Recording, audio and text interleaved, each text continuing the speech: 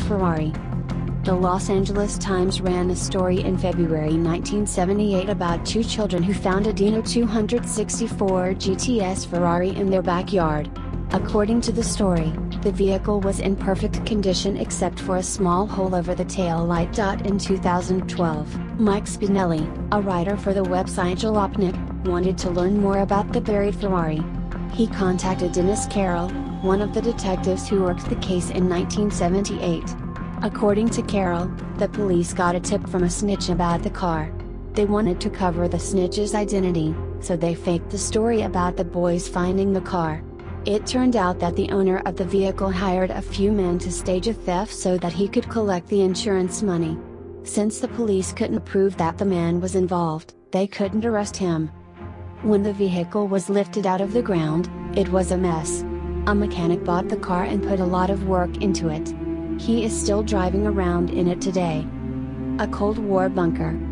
Close to 10 years after Kenswick and Carol Hollerswick bought their Wisconsin home, they found and opened a metal door in the ground.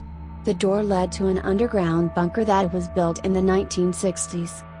When they went inside, they found enough food to last a family 2 weeks underground. There was also clothing, tools, batteries, flashlights, and medical supplies. When they made the discovery, they reached out to the Neenah Historical Society. The family agreed to donate the contents of the bunker to the Historical Society, who put them on exhibit in a model of the bunker found in the family's backyard. Ancient human remains. In 2014, a 14-year-old boy named Ari Witrick was digging in the backyard of his father's Salt Lake City, Utah home. While digging, he found the skeletal remains of a human. The boy and his father immediately called the police. The remains were picked up and sent to State Medical Examiner's office for testing. It turned out that the remains were not from a person who had died recently.